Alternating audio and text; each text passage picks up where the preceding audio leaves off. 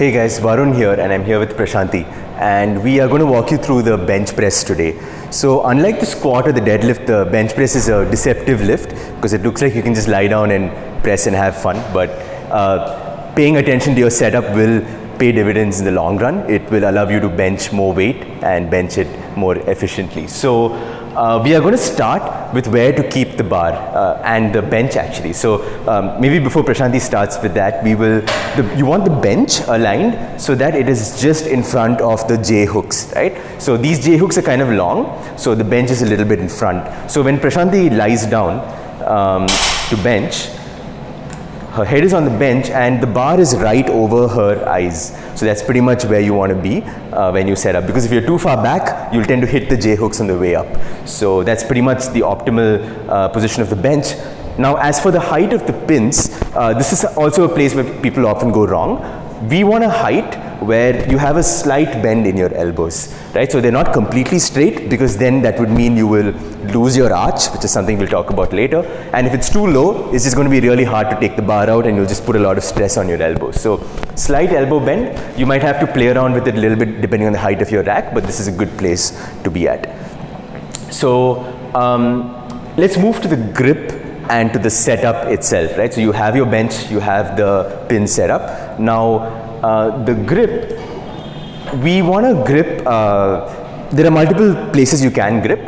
The easiest method we found, maybe Chira can come forward a little bit, is most bars will have a knurling that starts here. So she is going to put her thumb on the knurling, stretch her hands out, and wherever her little finger winds up is where she is going to keep her grip. Obviously, this is not the ideal grip for everybody, but this is a good starting point. So this is where you can start from if you've never benched before.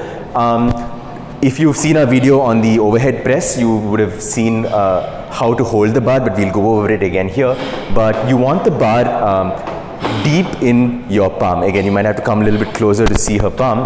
But the mistake most people make when taking their grip is they just grip it in their fingers and maybe just take the bar out for a second actually from there. So just unrack it and hold. So you'll see your wrist is bent back, the bar is in your fingers, is really uncomfortable, so we can put it back. What you want is the bar sitting deep in your palm. She's going to take her grip and she's going to turn her palms inward slightly, right? So now take it out, we just have a chance to see her grip. So the bar is sitting right on the base of her palm, it's stacked really nicely. So you can keep it back. That's pretty much where you want to hold the bar and how wide it needs to be to start with. So now that you have your grip, we will actually go over the setup itself, right? And this is probably the most important part of the video.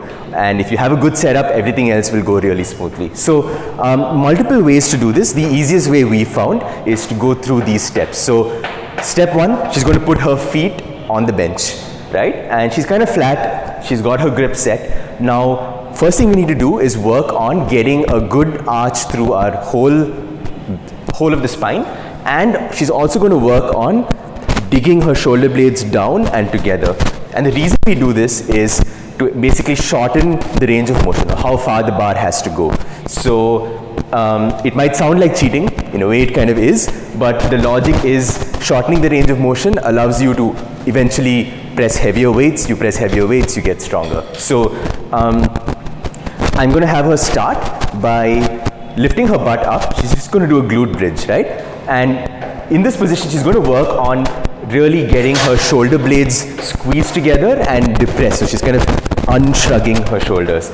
So once she's fairly tight there, she's going to put her feet on the ground slowly, one foot, then the other. Now, you will notice there's a fair arch through her low back, and her feet are basically under her knees. We will come back to this later, but this is a fairly good place to start. Now, actually a couple of points on this. So you might find that people tend to put their feet too far in front often, so maybe just go there. And so you'll see her heel is well ahead of her knee, and this is fine. Trouble with this is you also lose a little bit of that arch, right? And if you pull it too far back, this is okay for some folks, but again, the trouble here is you get a good arch, but you lose tension through your lower body, right? So we found a good starting point is basically heels right under the knee. Your toes will turn out a little bit. Prashanti's toes are turned out a lot. That's just the way she prefers it. But anywhere between 30, 45, even 60 degrees is good. Okay, so this is her setup. And did I miss anything? No. Okay, so we've gotten to this position. If you followed all these steps by now, you should be really, really uncomfortable.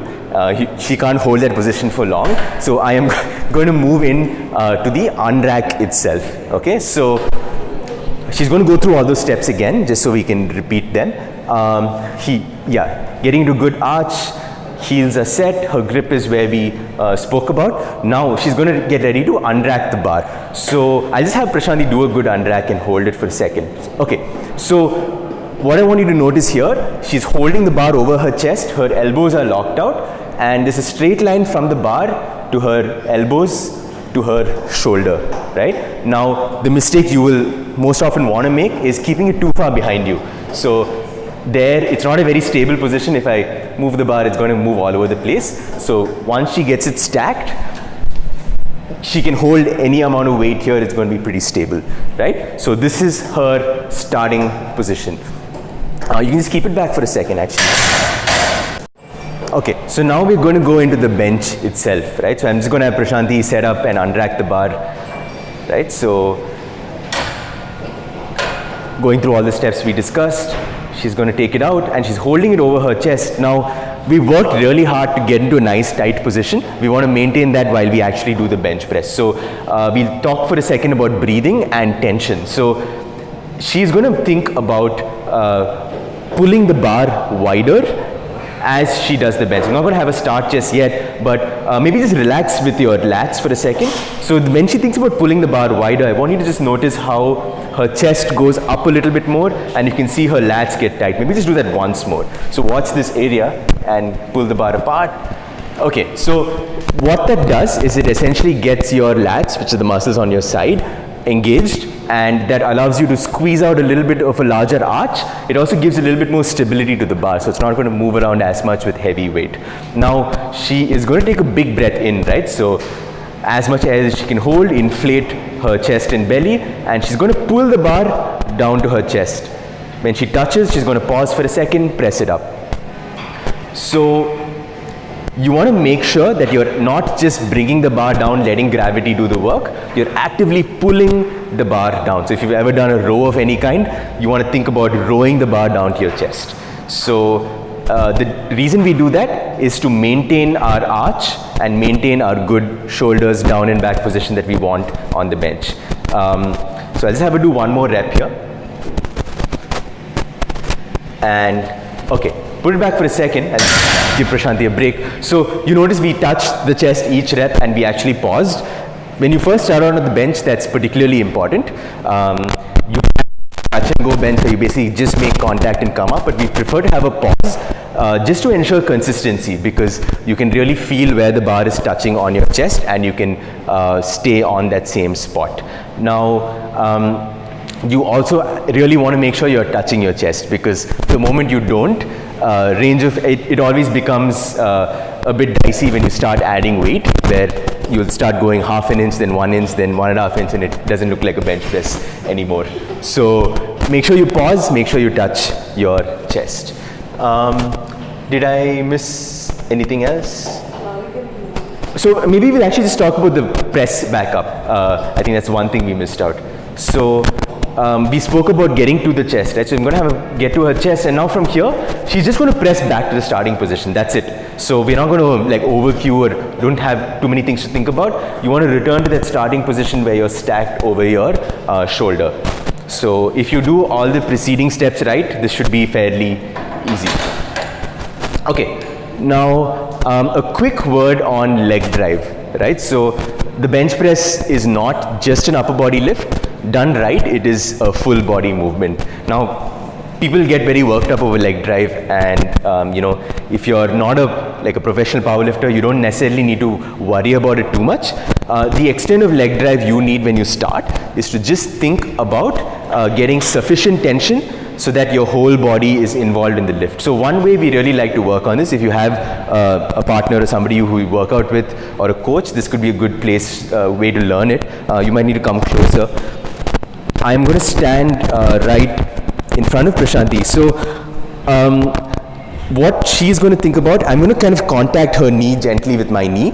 Now she's going to bring the bar down, and when she presses, she's going to separate her knee from mine. So you see that little bit of a gap that opened up? So I'm going to make contact, press, and she's going to separate. So what is happening there is she is driving herself back on the bench, right? So if she didn't have the weight of the bar in her hands, she would be flying towards the wall. So what that does is it engages your quads and other muscles on your lower body to ensure that they also provide a little bit of stability on the lift. So a telltale sign that you might not be getting enough is if you're a little bit wobbly. So if you watch yourself bench, maybe just do a couple of reps and just keep your legs kind of loose. So you'll see all kinds of stuff happening. I've seen like feet tapping and like that's the classic like bro bench, which is fine, but you're not using your legs as much as you can. So you want to be nice and stiff and tight. Use that knee to knee cue if you are not quite getting the hang of it.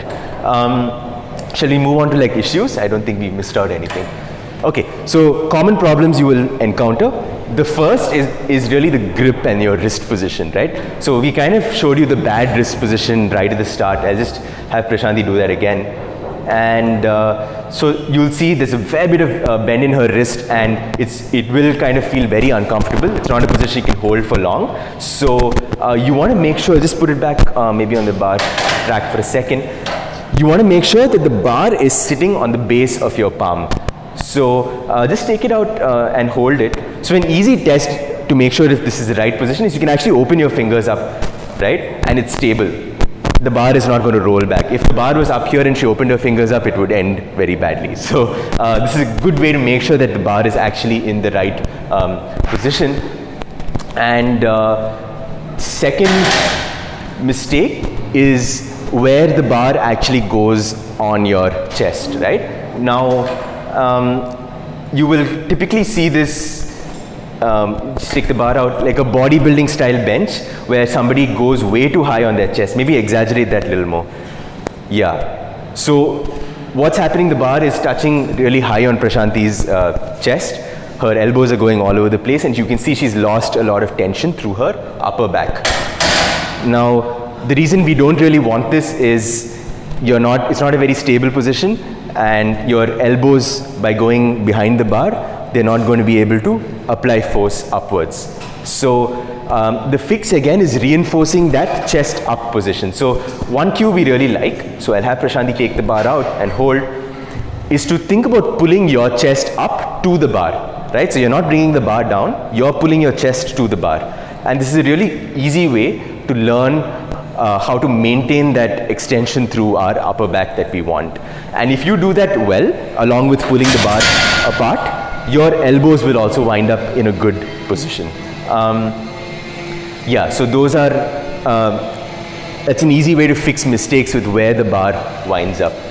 Now, yeah, actually that's a big one. So again, when you have a heavyish weight, you're only thinking about that. What we often see is you'll start to see these tension leaks, right? So a common mistake is the head will start to come off. So usually when you bring the bar down is when the head comes off.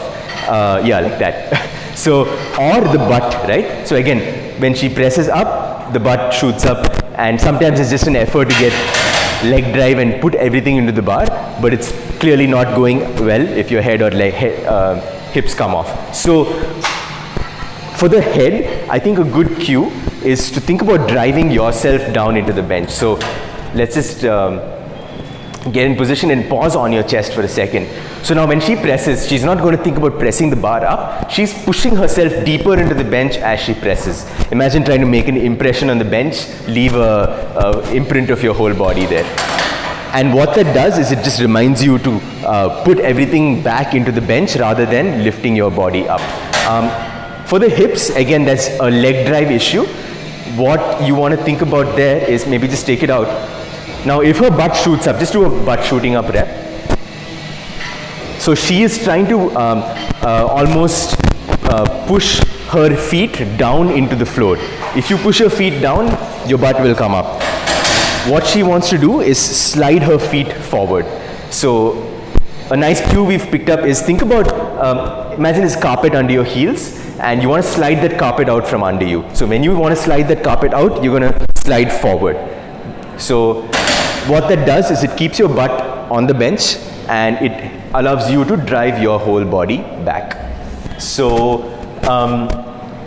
again, I think that cue will also help with the other big mistake, which is just a relaxed lower body. So if you find yourself doing like a tap dance, then slide that carpet out and it will instantly help with that. I think the last big mistake is like not touching your chest itself. So it might be good for your ego, but it's not very good for your long-term training if you just do these half reps, because like I said, it can become shorter and shorter, and it's hard to measure progress if you're going up in weight but the distance the bar travels is less. So if you find that you really have a hard time touching your chest, just not able to do that, you might have to pay more attention to your setup. Maybe should we mention heels up here? So arching on the bench press is uncomfortable. It's not something that's very natural for a lot of us to get into. An alternative position that you can try if you're having a hard time actually reaching your chest is actually pulling your heels back more, right? So when she sets up, you can see her heels are well off the ground, and what this allows is even more of an arch, so that effectively shortens the distance the bar has to travel. So now it's a slight difference, maybe an inch, but it's usually enough for most people to start getting to their chest. We'll deal with this heels up more in a different video, but if you are having trouble, you don't feel comfortable and stable in the heels down position, this could be a good alternative. I think that's about it, unless I've missed anything. Okay, awesome. So hopefully this answers your major questions about the bench. If you have more, let us know. We will make future videos on it. And yeah, thanks for watching.